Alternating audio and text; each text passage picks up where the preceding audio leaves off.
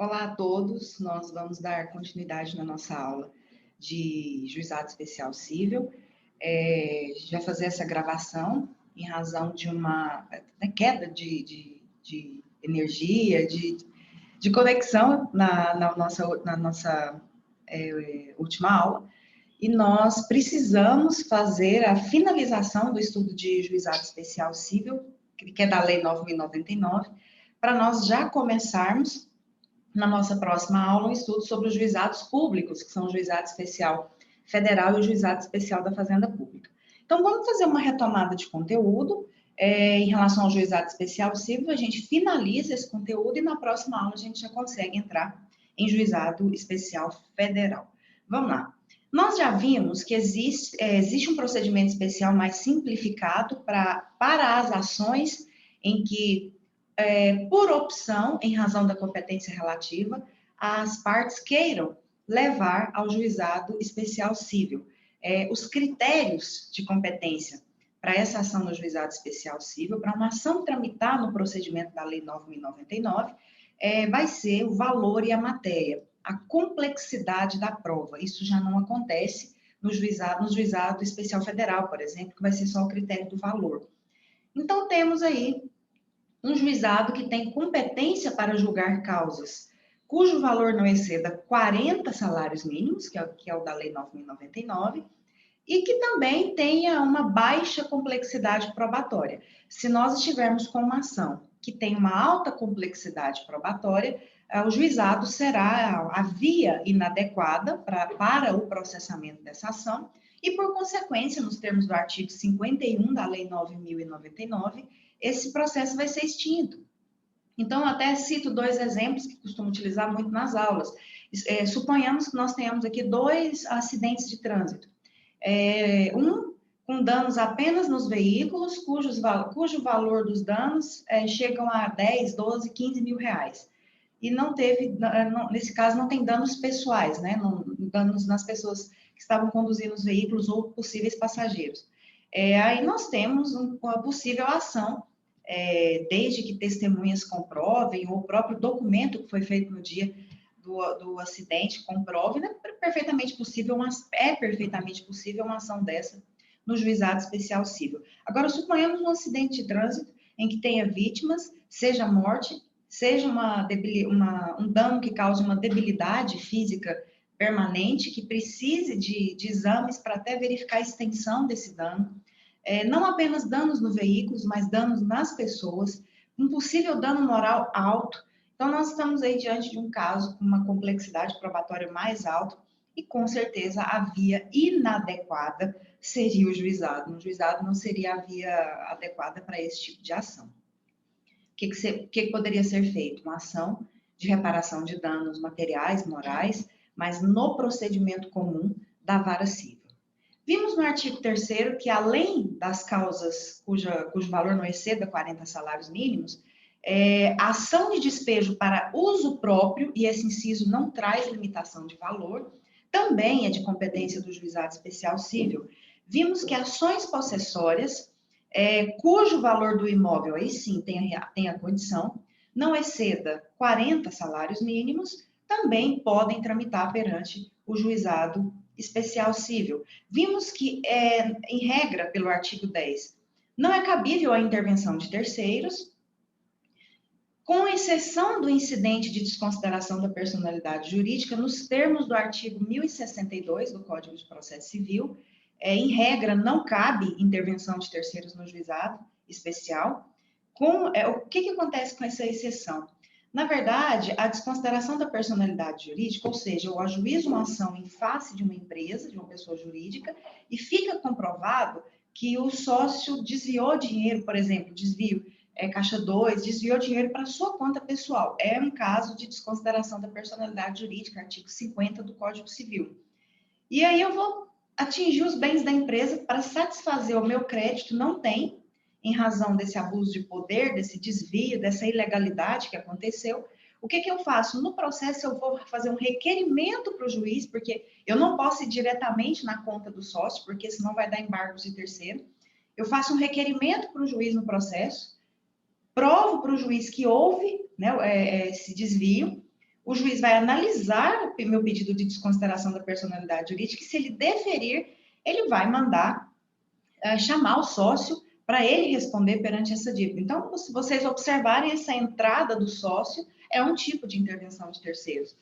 Mas o que acontece? Ela só se tornou intervenção de terceiros com o Código de Processo Civil de 2015. E ela veio meio que contrariar um pouco o artigo 10 da Lei 9.099, essa regra. Porque o 10 veda a intervenção de terceiros. E essa situação já acontecia no juizado.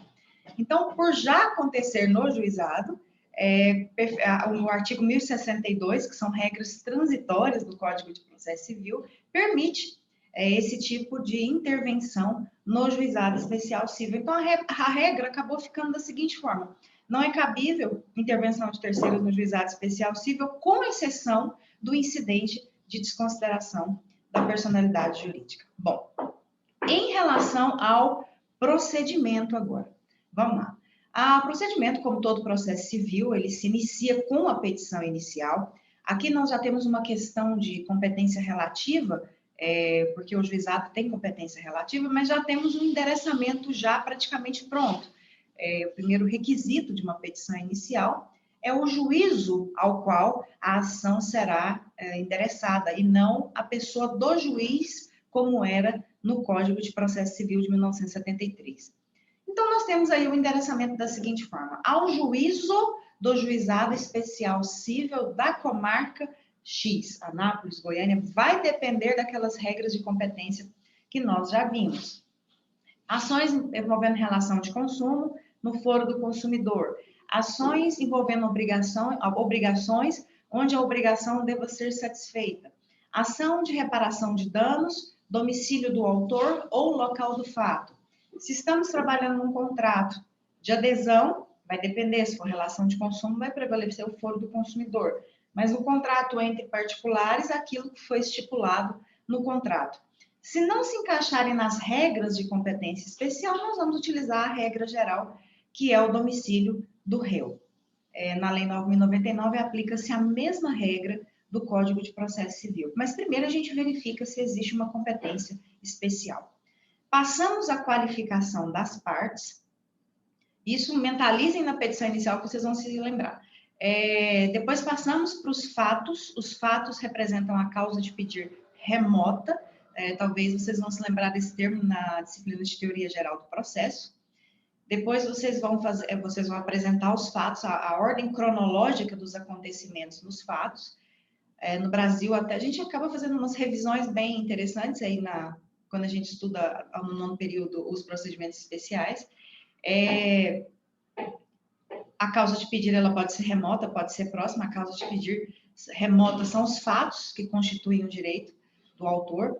A causa de pedir próxima é a fundamentação jurídica, é o direito. Geralmente, depois dos fatos, vem ali o direito. E o direito não é só a lei, né? Não é a fundamentação jurídica, não é a mesma coisa que fundamentação legal. Então, nós temos aí inúmeras possibilidades dentro do império do direito, segundo Ronald Dworkin, de construir o direito em uma petição inicial, seja por precedentes, por jurisprudência, pela lei, o direito mesmo, ou seja, os fatos geraram um direito previsto em um ordenamento jurídico, e a gente apresenta esse direito na petição inicial. E depois os pedidos, lembrando que não pedimos a procedência do pedido, não pedimos a procedência da ação, pedimos a procedência do pedido, não é correto pedir procedência da ação, e pedimos a procedência do pedido para condenar o requerido ao pagamento de uma indenização por danos morais no valor X, um dano material no valor X, procedência do pedido para determinar a rescisão de um contrato, procedência do pedido para determinar a devolução de quantias indevidamente pagas, para declarar a inexistência de um débito. Se estamos pedindo a tutela de urgência, temos que pedir expressamente lá no final dos pedidos, requer a concessão da tutela de urgência para que seja retirado o nome do requerente do cadastro de inadimplentes, ou seja, tem toda uma especificação, né? São os pedidos e suas especificações. A toda causa será atribuído um valor, então tem que colocar o valor da causa, geralmente é o proveito econômico daquilo que a gente pretende. Então, se eu estou pedindo danos morais de 50 mil, não no juizado, danos morais de 20 mil e danos materiais de 5, o valor da causa vai ser 25 mil. Então, temos que colocar o valor da causa, a indicação das provas que pretendemos produzir naquele processo. E é isso é uma petição inicial, começa com a petição inicial. O processo ele vai ser inserido juntamente com os documentos naquele ambiente virtual, no estado de Goiás, chamamos de Projude. Até mencionei, né, que a gente precisa organizar aí para vocês aprenderem, visualizarem, aprenderem a ver, trazer alguém para que vocês acompanhem e aprendam a manusear o Projude. O Projude não é tão simples assim, né, para operar, mexer nele, né, e ok. O que acontece? Se vocês fizerem um pedido de tutela de urgência, um liminar, ele já vai ser analisado agora pelo juiz, ele vai deferir ou indeferir.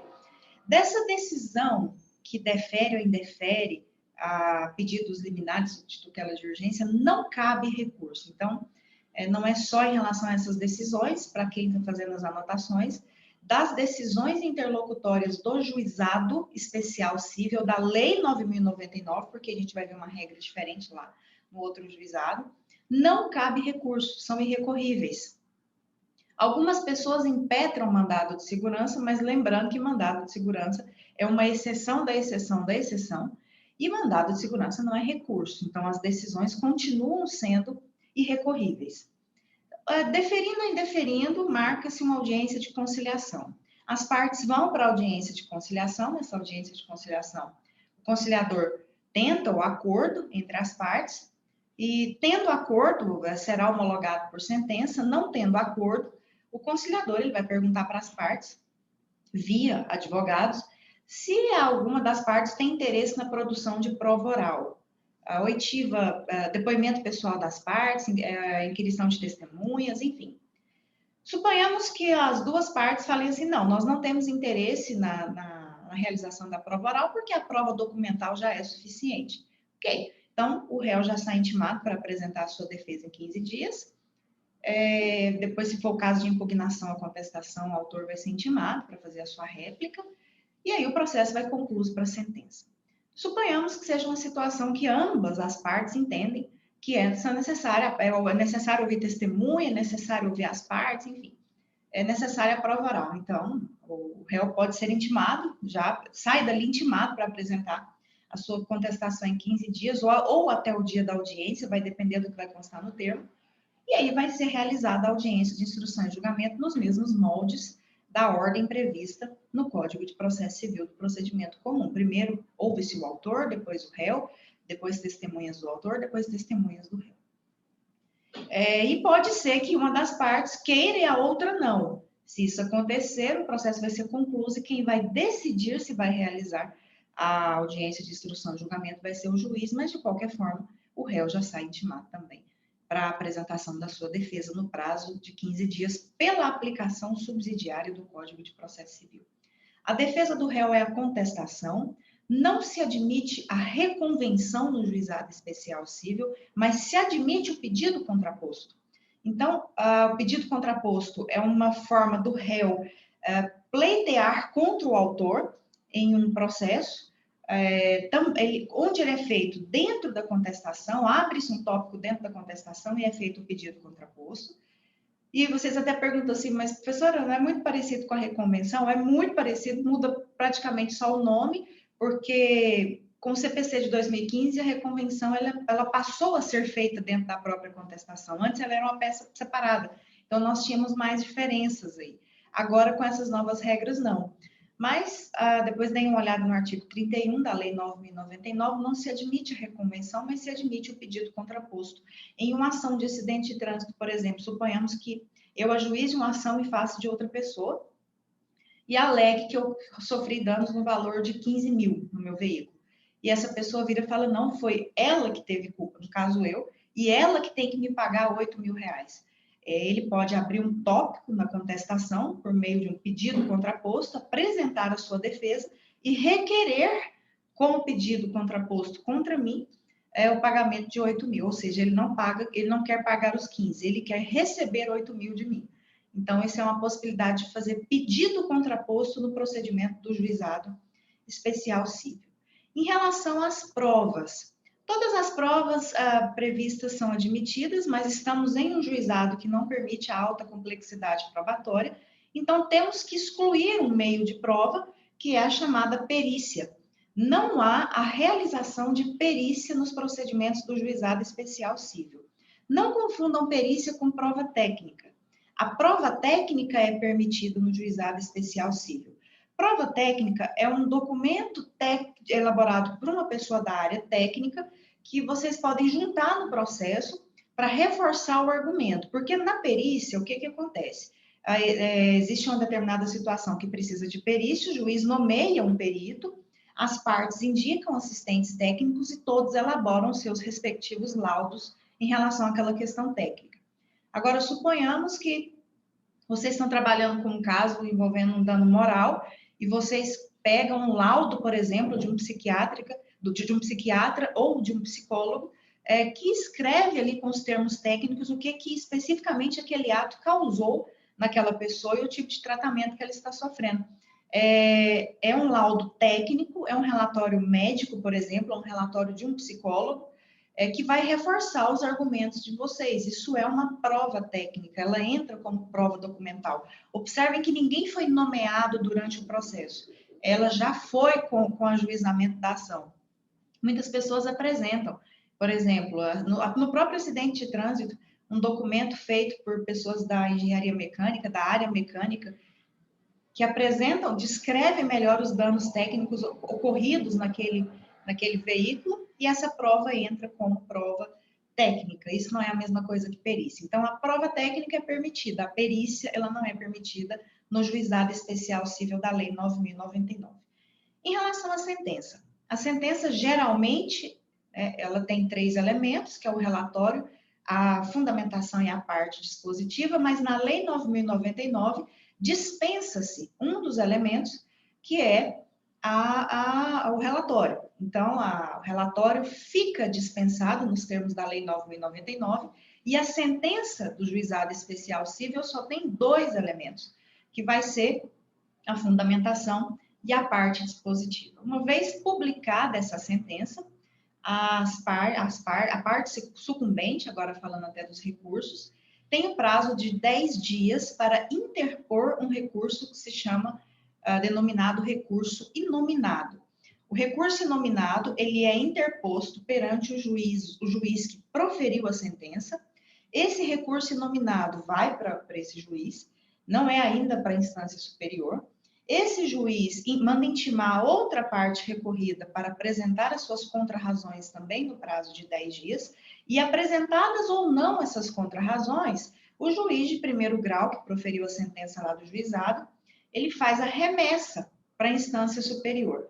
No sistema do juizado especial civil, essa instância superior não é o Tribunal de Justiça.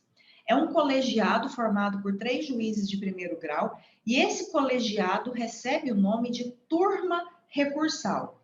A turma recursal é composta por 3 juízes, que são nomeados por uma portaria do coordenador das turmas recursais. Dentro da estrutura do judiciário existe a coordenadoria das turmas recursais, existe a primeira turma recursal, a segunda, a terceira turma, e aí esse recurso vai para uma das turmas recursais. Ele parece um pouco ao sistema da apelação, só que não é Tribunal de Justiça. Quando esse recurso é distribuído para uma das turmas, ele vai para um juiz relator, esse juiz fica com o processo, só que a turma é composta por 3. Vai ser marcada uma sessão de julgamento, esse juiz relator já vai com esse relatório, com essa decisão já mais ali rascunhada na cabeça dele, e aí ela tem que ser votada. Os dois juízes terão a oportunidade de manifestar, é um colegiado, não é uma decisão isolada, é uma decisão colegiada. É possível fazer a sustentação oral, o advogado fazer a sustentação oral nos julgamentos da turma recursal? Sim, desde que façam previamente um pedido no processo, se inscrevendo, o processo foi incluído em pauta, do dia 15 de abril. Faz a inscrição lá, que manifesta interesse em fazer a sustentação oral, vão dar a oportunidade para o advogado falar, fazer essa sustentação oral, que é uma forma ali de argumentar melhor em relação àquele recurso, reforçar aqueles pedidos daquele recurso. E aí é feita uma votação, o relator vota, o que ele entende daquele caso, se ele vai manter a decisão, se não vai manter. ou vai mudar parcialmente. E aí passa a palavra para o outro juiz ou juíza, eles vão falar e vai ver. Se todo mundo, se for unânime, ok, vai acompanhar o relator. Se for por maioria, 2 vão com o relator mais um, e o outro ficou vencido. Ou pode ser o contrário, o relator manifesta seu voto e os outros 2 falam, não concordamos com você.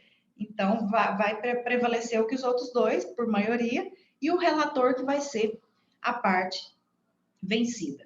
Então, das sentenças, cabe o recurso inominado com esse procedimento que eu acabei de falar para vocês. Cabe também os embargos de declaração. Embargos de declaração não vai para a turma recursal das sentenças, mas pode ter embargos de declaração das decisões da turma.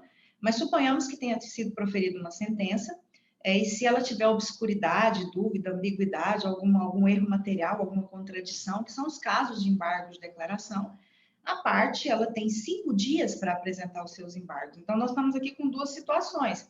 Pode ser que numa sentença seja caso de embargos e caso de recurso inominado. Primeiro faz os embargos, porque quem vai analisar é o juiz de primeiro grau. São 5 dias.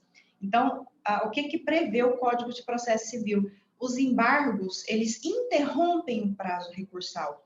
Então, suponhamos a seguinte situação. Suponhamos que nós temos 10 dias para recorrer. E vamos supor que a gente façamos uma oposição de embargos de declaração no 3º dia. Então, o processo vai ficar interrompido. Tem que esperar o juiz julgar os embargos de declaração para depois vocês recorrerem para mandar para a turma recursal. Como o Código prevê que os embargos de declaração interrompem o prazo recursal, o que vai acontecer? Depois que for julgado, o prazo de 10 dias volta a contar do início. Não é que tem mais 7 dias. Mas era assim. Antes do CPC de 2015 era mesmo. Porque antes, os embargos de declaração suspendiam o prazo recursal. Então, se você fez no 3º, você só teria mais 7 para apresentar o seu recurso. Agora mudou. Os embargos de declaração interrompem o prazo recursal. Depois que eles forem julgados, o prazo para o recurso volta a correr, a tramitar. Do 1º dia, você tem mais 10 dias para apresentar o seu recurso inominado. Uma questão muito interessante é aquela pergunta: cabe recurso de decisões da turma recursal? A regra é que não, a não ser que seja caso de omissão, contradição, dúvida, e cabe, né, a oposição de embargo de declaração, mas não é bem um recurso, porque vai diretamente para quem proferiu a decisão. A questão é se cabe algum recurso. Eu não concordei com a decisão da turma recursal, e quero a mudança dessa decisão. É possível? A resposta é não. A regra é que não cabe recurso das decisões da turma recursal. Agora, existe um recurso, isso aqui é a exceção, tá? Existe um recurso que é muito difícil a gente falar que ele não é cabível, porque se for caso de violação de dispositivo constitucional, ele sempre vai ser cabível. Então, se vocês estiverem aí diante de uma situação que a decisão da turma viola dispositivo constitucional, vocês podem interpor o recurso extraordinário. É a única possibilidade, mas observem que não é uma revisão de valores, não concordei com o valor, não. Você consegue verificar que houve uma violação de norma constitucional naquele caso, você quer submeter para o Supremo Tribunal Federal, e vai ter que ser via recurso extraordinário. Difícil ser admitido, mas existe essa única possibilidade. Não cabe o recurso especial para o Superior Tribunal de Justiça. Então, é a única exceção que nós temos. Para a gente poder finalizar, o Juizado Especial Cível, ele é competente para execução dos seus julgados. Então, uma vez que foi proferida uma sentença e transitou em julgado, ele próprio vai fazer o processamento do cumprimento de sentença. Também tem aquela pergunta: é possível a ação de execução por título extrajudicial no juizado? Sim, vai ser o mesmo procedimento que vocês já estudaram na execução. A diferença é que o título não pode ter o valor superior a 40 salários mínimos, o título executivo. Não cabe ação monitória no juizado especial cível. Essa é a regra da teoria.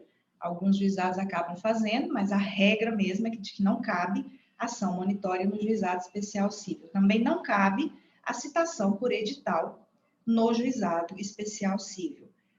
Aquela pergunta: professora, precatória, não tem vedação legal para citação por precatória no juizado especial cível, mas tem vedação legal para citação por edital no Juizado Especial Cível, ok?